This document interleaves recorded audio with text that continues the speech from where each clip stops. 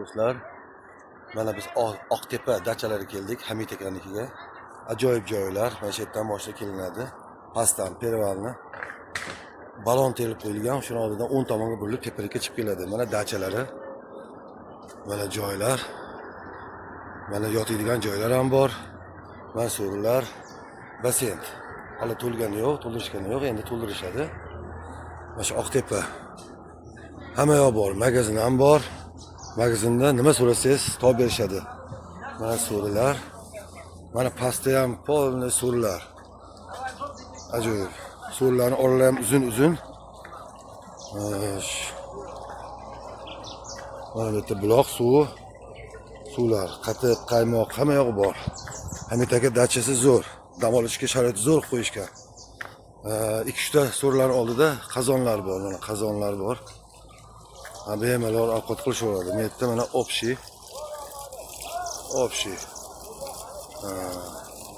O'tinlar bemalol VIP. Ajoyib, tog'ning bag'rida, o'rtasida dachilar. Salqin, quyosh tushmaydi. Ajoyib. Dachilar bemalol chiroyli. Ko'rpa to'shaklari ham ozoda. Chiroyli. Yotishga ham sharoitlar zo'r. Mana buloq suvlari ham tushadi bu yerda. Tog'ning tepasidan tushyapti buloq suvlari.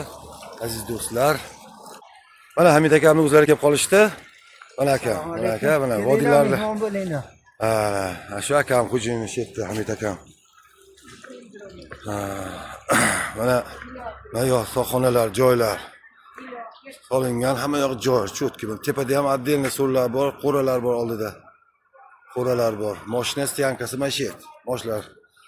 Mana shu joylar, Hamid akam tog' bag'rida. Joylarni ko'rsataman. Mana gilamlar yozilgan. Ajoyib joy, yangi. Hamma sharoit bor. Oilangiz bilan kelib mazza qilib dam olib ketsalaring bo'ladi. Mana bu namozxona. Yaxshi joy sharoit qo'yishgan. Mana sog' bo'linglar, salomat bo'linglar. Hammaga omad. Kelinglar, dam olinglar.